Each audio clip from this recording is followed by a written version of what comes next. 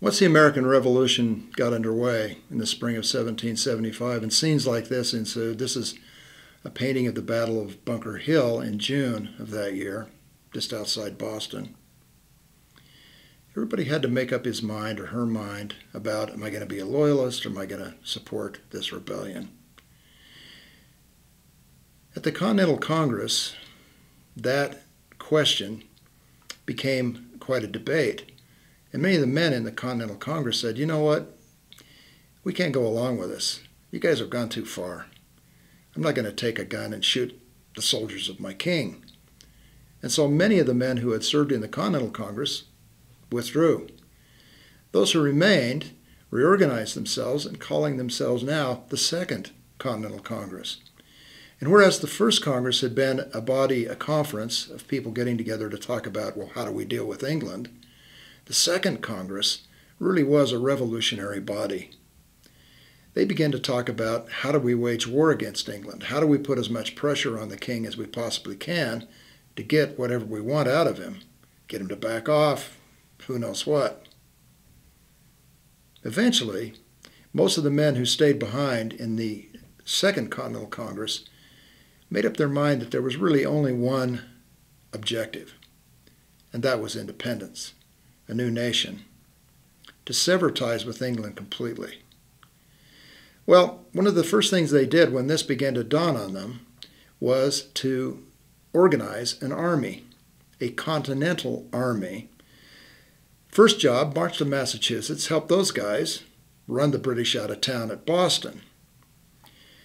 They decided to hire as the commander of the Continental Army someone you all know, Colonel George Washington, who had served in the British service as a militia colonel during the French and Indian War, had a lot of military experience and everyone's respect, to be the commander-in-chief of this new Continental Army.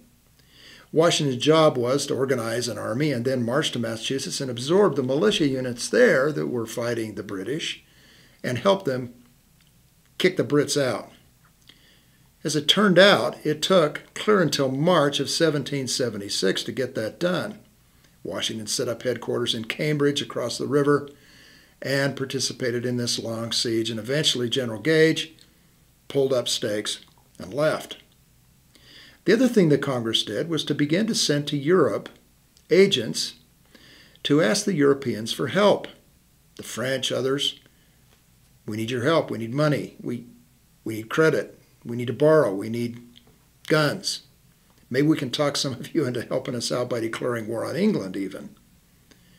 Well, after they got all that underway, then they got down to the business of deciding, what do we tell the world? What are we doing? What's really going on here anyway? Well, I think you know the story. Eventually, they appointed a committee from among themselves of 5 men. Let me show you a painting that illustrates these 5 fellows. And you may recognize them from other pictures you've seen of them. On the left, the sort of portly chap, none other than John Adams, he who had defended the British soldiers after the Boston Massacre, now fully engaged as a member of the revolutionary leadership. You'll recognize among the 5 on the right our friend Benjamin Franklin. He's kind of like Waldo through this period, where everywhere you look in pictures, there he is. And the tall red-headed fellow to Franklin's immediate right, Thomas Jefferson of Virginia. Wealthy, young, brilliant planter, lawyer, scientist, thinker, quiet, but deep. Everybody realized that Jefferson was probably the best writer of the group, and so he got the assignment to sit down and explain to the world, what are we up to? Jefferson retired to a second-story apartment there in Philadelphia where he was living and proceeded to write, with the help of mostly Adams and Franklin, one of the most remarkable documents in all of world history. Now, there wasn't a lot in it that was brand new. Jefferson borrowed from all over the place for the ideas and even some of the verbiage that he used in the document. But when he had finished, and Franklin and Adams and these other two fellows had put in their 2 cents worth, we had something called the Declaration of Independence.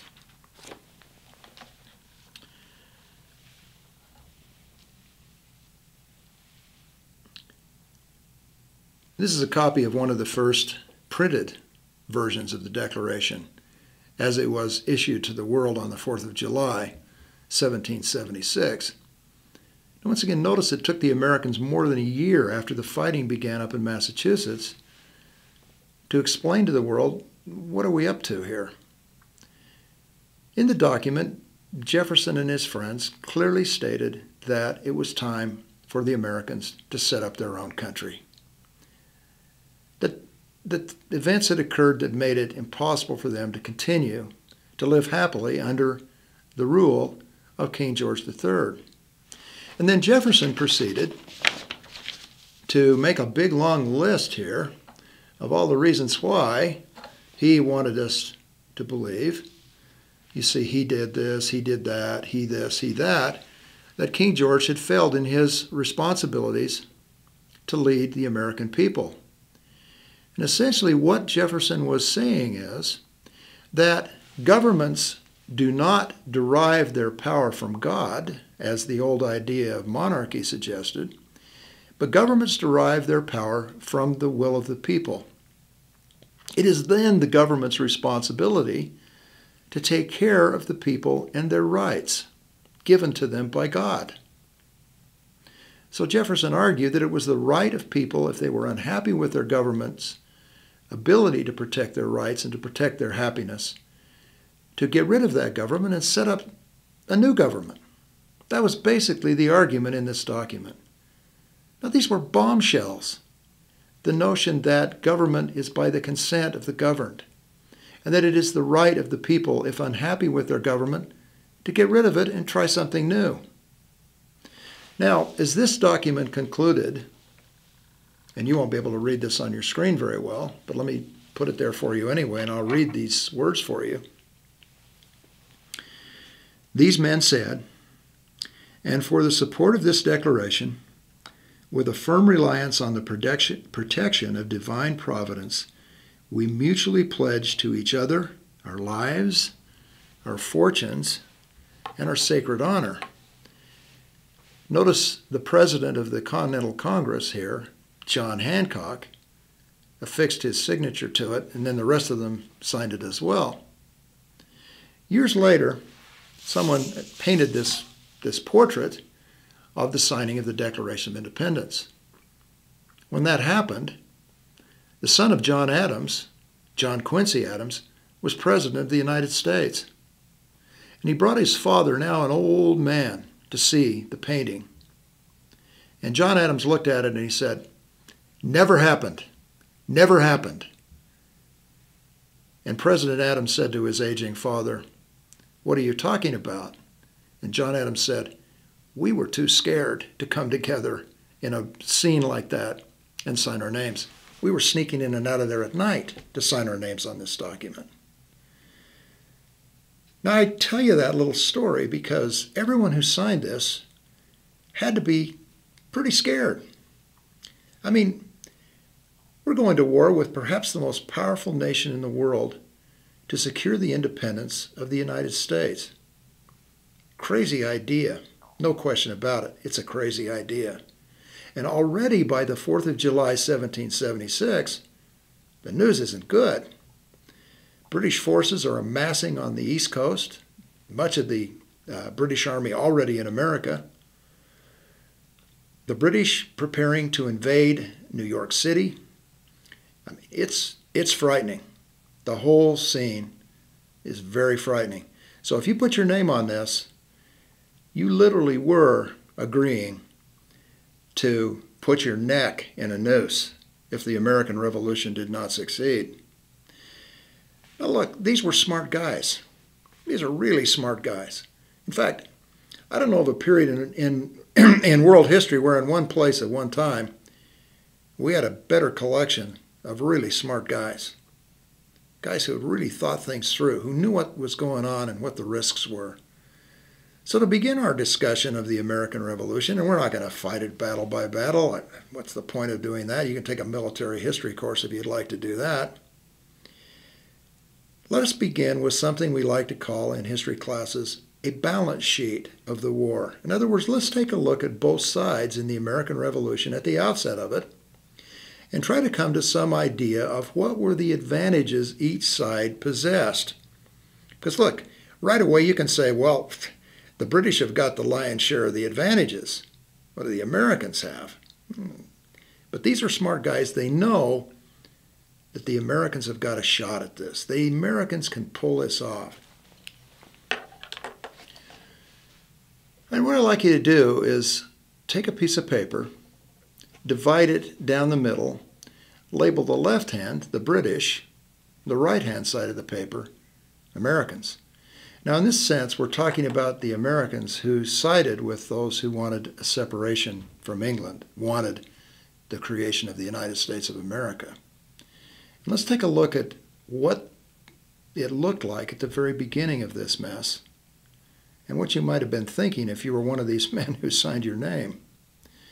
Look, first of all, the British have perhaps the most powerful army and navy in the world, certainly the most powerful army and navy in the Atlantic region.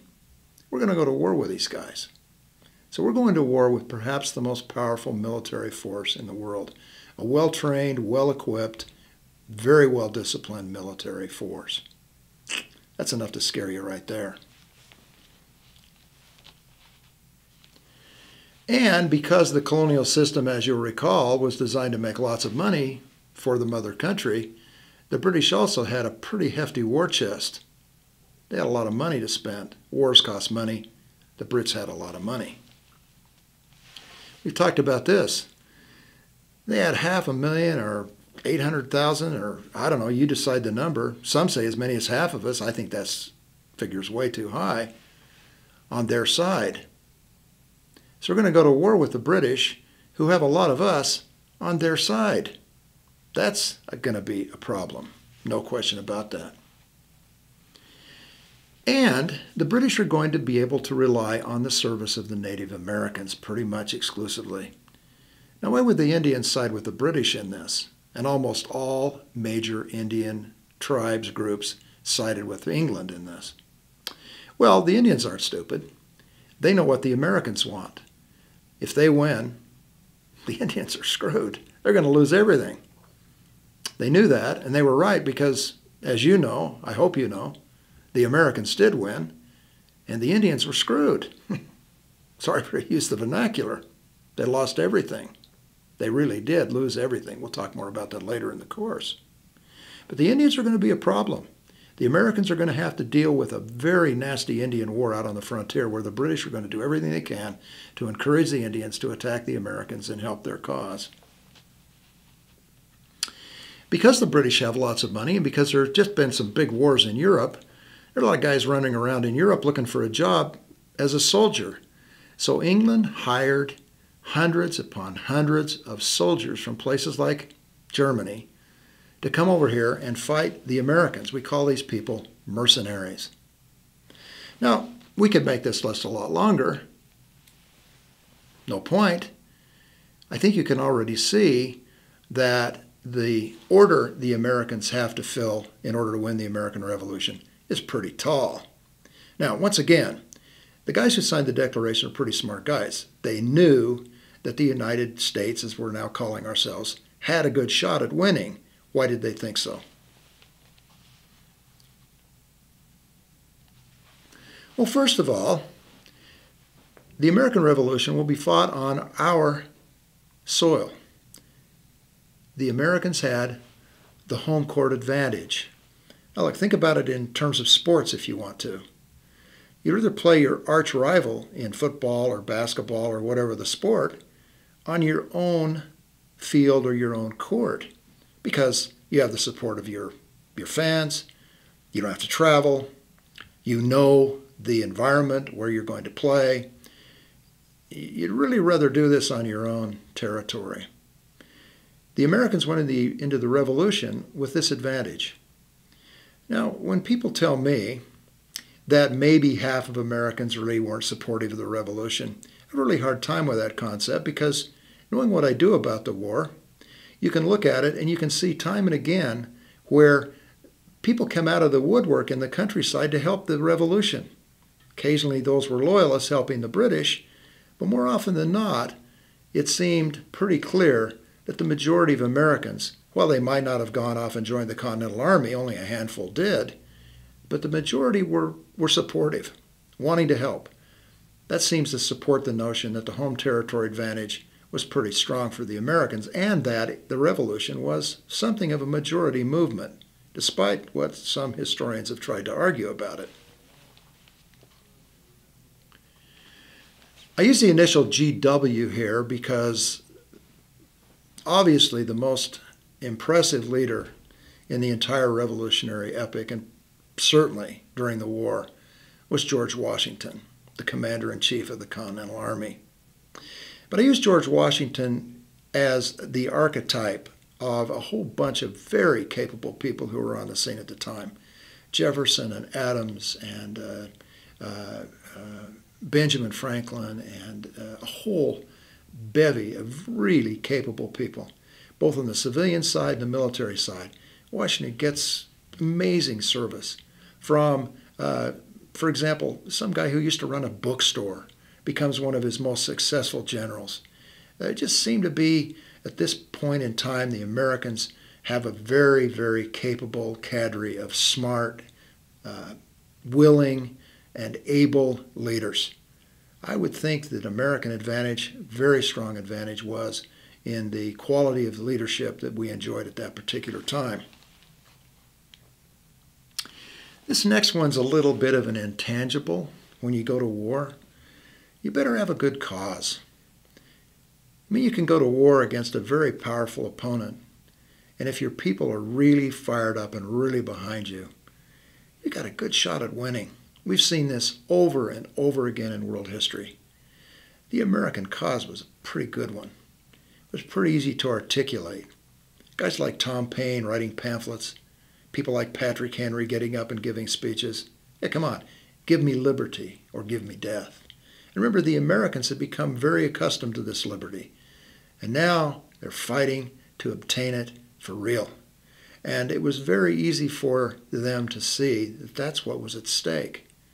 Now, if you're the British, if you're the king, if you're King George, what do you tell your people? What's the cause here? Yeah, the Americans have offended us. The Americans of this, the Americans of that. There just wasn't that much at stake if you were the average person in England. You better have a good cause. And we mentioned this a bit already, but I wanted to bring it up again.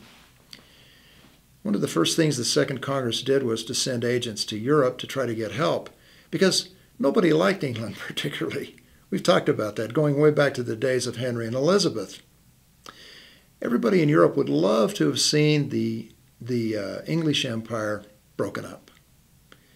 And we were going to exploit this to the very best that we could, led particularly, I guess you can assume, by the French. And we really count on the help of Britain's enemies. Now, I could have put on here Americans' friends, but that would have been inaccurate, because anybody who's going to come and help us in Europe isn't going to do it because they like us. They're going to do it because they hate the British. So Britain's enemies. You might say, well, who else were Britain's enemies? Better question would be, who wasn't? I mean, the big tough country always has a tough time gaining friends. People are jealous. People would like to get in on the goodies. The British system has been closed. Wow, wouldn't it be fun to see the Americans win and humble the lion? That was the thinking across Europe. Now, this next advantage, pretty significant. If you go to war with somebody and all you have to do to get what you want, to win, is keep fighting until he quits, what a tremendous advantage. I mean, you can have a few thousand guys against his millions. You can still win as long as you can keep fighting. Because all you need is for your enemy to say, we're done, we're tired, we quit, and you win. All the Americans need the British to do is say, all right, take your independence and choke on it. That's all we need.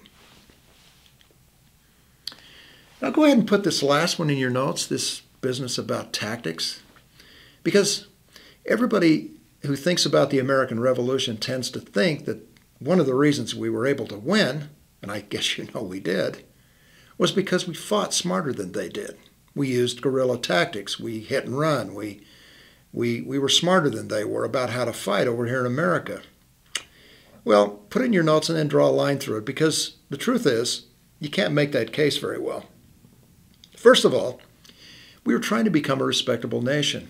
So Washington worked really hard to train his troops to fight in a respectable manner. It's what we call Prussian warfare. Everybody lines up on both sides. You've seen this in the movies, and we march and fight each other in this thing called gentleman's war.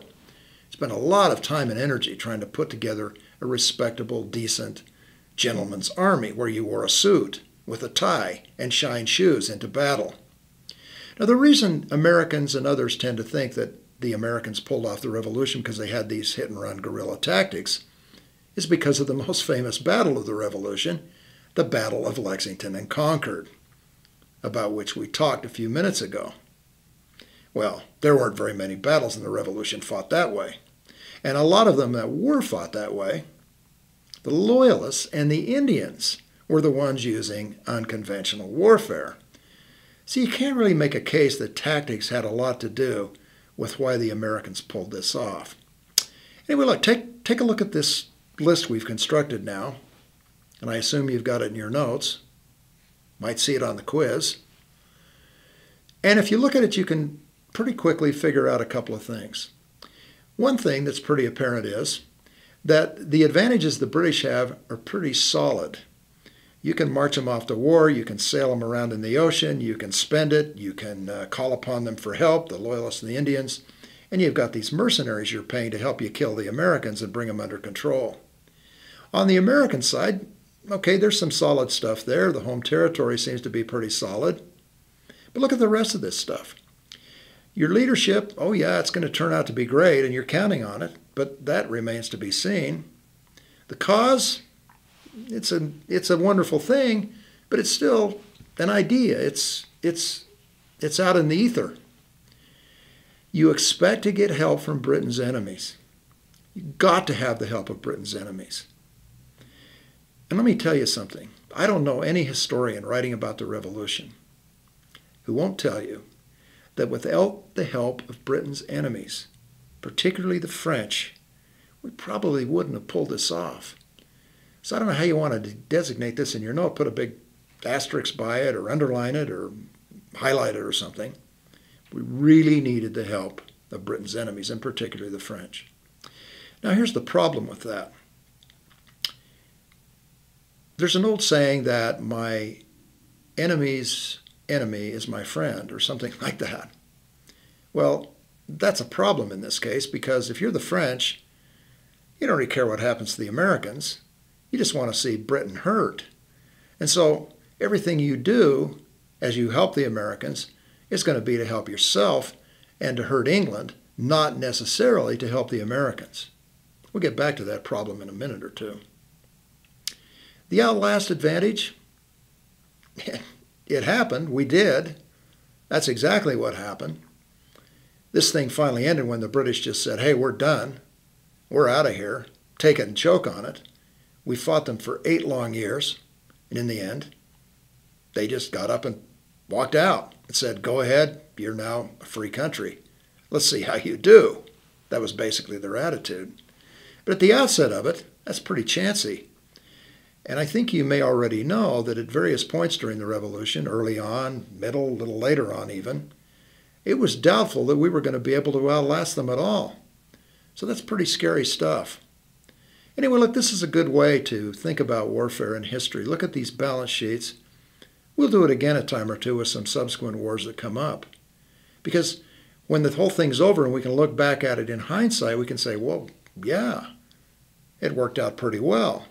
Everything we counted on came through. And in this case, it really did. Once again, let's leave that last one off, because I think that's more in the realm of mythology than anything else.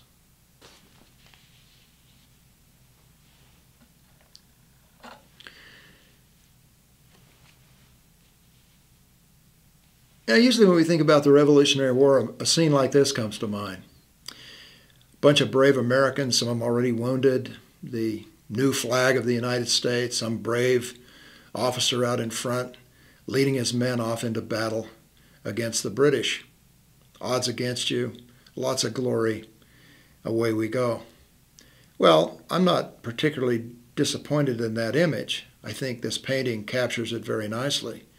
But when you really look at the history of the American Revolution, this war that lasted from April of 1775 clear down until the official end of it early in 1783, very difficult time, a lot of suffering, a lot of death. Now, compared to wars that we fight more recently, I mean, World War II, we lost 60, 70 million people worldwide in 6 years. The American Revolution was a mosquito bite. But not if you were the guy being killed, or if you were the woman crying over your husband, or if you were the parents of a scalped child because the French and Indians had come in, or on the other side, if you were the Indian family and the Americans had come through and killed everybody in your village. It was a very nasty business, the American Revolution. And it's not all good guys on one side and bad guys on the other side. Lots of horror, lots of misery to go around. Again, I don't want to fight this war battle by battle for you. Wouldn't serve much purpose. Let me just mention a couple of 3 incidents that were pretty significant in the course of the whole thing that may support a bit my contention that you can look at this balance sheet and understand very well exactly what happened.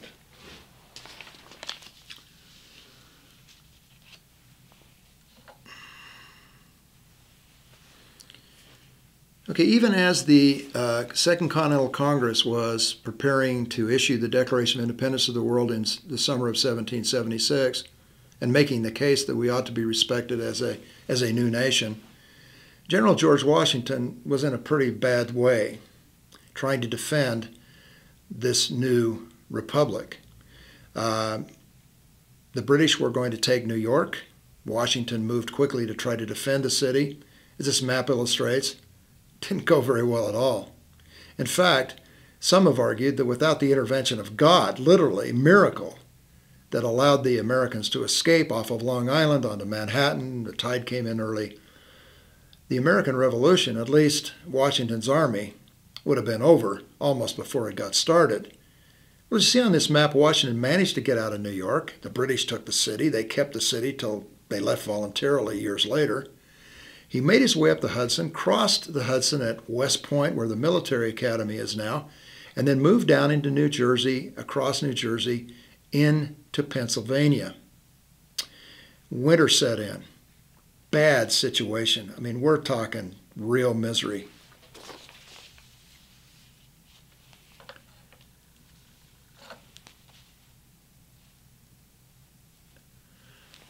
Washington found himself presiding over an army that had been badly beaten and embarrassed at the Battle of Long Island, the defense of New York that had collapsed completely. Cold, hungry, starving, disappearing. A lot of men, their enlistments had come up. They said, hey, this is for the birds, and they went home. Well, got down in the middle of December, and it looked like we weren't going to be able to pull this off. Then Washington did something that historians to this day discuss with awe. It's pretty hard to get historians to be in awe about anything. But it was an amazing thing. He decided that it would be a very bad idea to go into winter camp, and in those days you didn't fight in the wintertime because moving troops and equipment and everything was just too difficult, and so everybody went into winter camp and then fight in the summertime. Washington decided that he needed a victory. He needed his men to go into winter camp excited about what had happened, not discouraged about what had happened. Maybe you've heard this story. He sent men up and down the river to get all the boats they could find, and there was a lot of ore shipping going on the Delaware River, and so they were able to come up with all these big boats that had been used to ship iron ore up and down the river. And on Christmas Day, 1776, Washington loaded his bedraggled little army with everything they could get their hands on into these iron ore boats and took them across the Delaware River to attack the British. Maybe you've seen this famous portrait of Washington crossing the Delaware. I've been to the place where he crossed the Delaware that awful winter day, and I've seen replicas of the boats that he crossed the river. I doubt very seriously that he was standing up in the boat, and even if he was, you wouldn't be able to see him because they were pretty deep draft. It's a very famous painting of the event. You see the ice-choked river. It's very dramatically done. Well, they landed on the other side. They marched on the city of Trenton, New Jersey, being held by a bunch of Germans, mercenaries. Washington's army stormed into Trenton in the not the wee hours, but the early hours of the morning, daylight, and captured and killed dozens and dozens of German soldiers who were working for the British, and didn't lose a guy.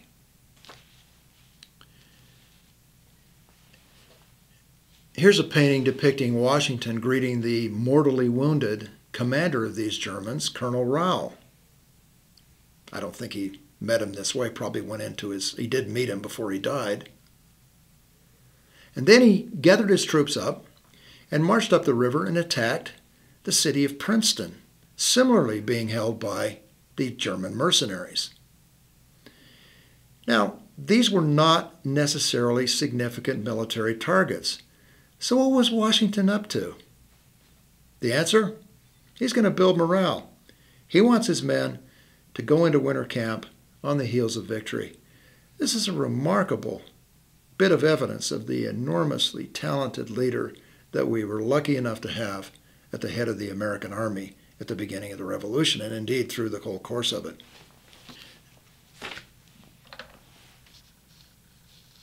After the battles of Trenton and Princeton, Washington moved his men up into Morristown, New Jersey, for winter quarters.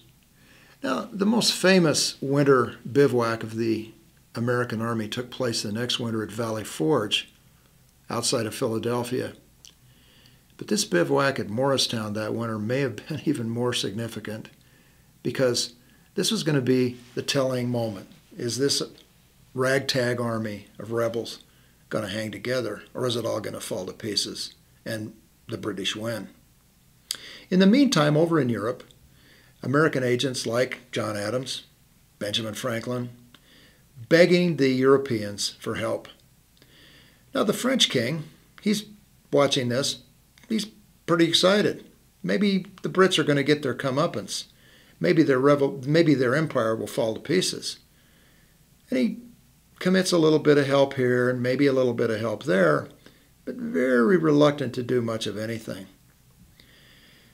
One of the problems, you want these people to help you, they're not going to do anything until they can tell you can hold up your end, and so far there's not a whole lot of evidence the Americans are going to be able to hold up their end at all. So, into the campaign year of 1777, Washington marched his army out of Morristown,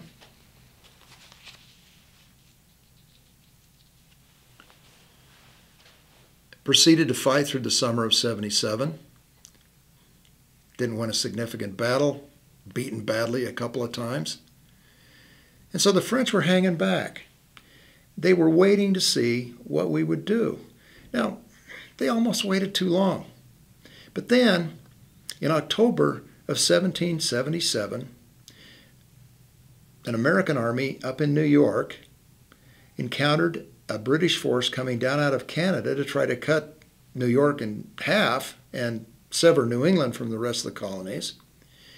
And the Americans managed to win a big battle at a place called Saratoga. Now again, Washington wasn't even there, but it was a massive victory for the Americans. The Brits made some mistakes tactically. It's an interesting story. We won't have time to tell. But the point of it is, when news arrived in Europe that the Americans had won the Battle of Saratoga and this big British army there had surrendered, France declared war on England and then proceeded to get Spain to do the same thing, and eventually Holland and a few other countries. In fact, before long, virtually everybody in Europe had gone to war with England. So we're going to get the help we need from Britain's enemies, particularly French troops and the French Navy. Well, after the entrance of France into the war, and this became a world war called the War of the American Revolution, the American Revolution went into kind of a bit of a stalemate. Lots of fighting, but nobody really getting ahead very much. And then the British command at New York decided, well, it's time to try something different. And so the British decided at the end of the 1770s to shift the focus of their efforts trying to quash this American Revolution that had gone into stalemate up around New York and Philadelphia to the American South, to Virginia, the Carolinas, to Georgia. This map will illustrate in kind of a schematic way their thinking. A lot of loyalists in the South, a lot of Indians in the South, out in the West. The British figured, look, if we can quash the Americans in the South, then we can roll north, take care of the remaining resistance up around the middle colonies, and then we'll worry about New England last. We had enough trouble with them at the start. We'll worry about them last. So that was the strategy. So under the command of people like Charles Lord Cornwallis, General Clinton, the Brits bring massive force to bear on the southern colonies. And over the course of 1779 and 1780 into 1781, the British very successfully take control of the southern colonies. Now the Americans fought like tigers. Some really heroic stuff going on there. The American commander, General Nathaniel Greene, commanding the Continental Army, had the idea, hey, fight, retreat, fight, live again to fight another day. And that's exactly what he did. And historians give him great credit for the ability the Americans had to try to stand up to this massive British campaign to take control of the southern colonies. Now that brings us to kind of the end of the story of the American Revolutionary War.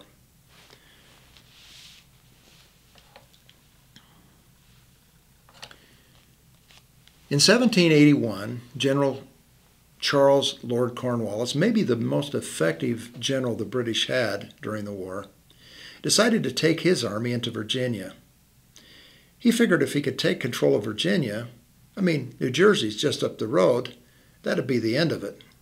And so Cornwallis marched into Virginia. Here you can see on this map a schematic representation of his campaign. He ran into some problems there. Some effective Patriot leadership. The governor of Virginia, none other than our friend Thomas Jefferson, who admitted, and historians agree with him, wasn't a very good governor. But nevertheless, Jefferson had the state pretty well organized to resist our friend Cornwallis. The American militia commander, a guy by the name of Anthony Wayne, and the Continental Army commander in Virginia, sent there by Washington to encounter Cornwallis. A young Frenchman by the name of the Marquis de Lafayette. He had come to America even before the French declared war because he was fired up about the ideals of the Revolution. Washington immediately recognized his abilities, made him a general. Here he is, just a kid in his early 20s, commanding the Revolutionary Army in Virginia. Well, Lafayette was a brilliant young man, and he recognized that Cornwallis had made, at the very end of his campaign, a very serious blunder. Late in the summer, Cornwallis decided to go into winter camp early. And he chose for his winter camp the port city of Yorktown on the York River there between the Potomac and the Rappahannock and the James River. Now, Lafayette recognized this as a mistake because, while it was a nice deep draft harbor that Cornwallis could use for reinforcement or to get out of there if he had to, Lafayette also recognized that he had put himself in a place where he could be blockaded by sea. So Lafayette got a hold of the French commander of the French fleet operating in the West Indies. He said, look, get up here as fast as you can and plug up the Chesapeake Bay. So this French commander by the name of Admiral de Grasse shows up with the French Navy. Pretty soon Cornwallis can't get anything in, he can't get anything out. And then Lafayette gets word up to Washington, who's up still trying to figure out how to take New York. Hey, get on down here. We got him. And so in the late summer of 1781, American forces, eventually led by none other than Washington himself, converged on this little port city of Yorktown, where they had this big British army trapped, laid siege to the city, and one day Cornwallis gets up, looks around, hey, we're done.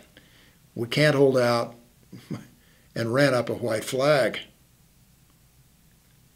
Now, everybody knew that the first time a big British army suffered this kind of defeat, that'd be it. The people of England were really tired of the war. There was no percentage in continuing. So the defeat of Cornwallis at Yorktown signaled the end of the Revolutionary War in a very significant manner. It was an incredible event. On the 19th of October, 1781, the British Army surrendered to this big force of American and French troops. Disaster for the British.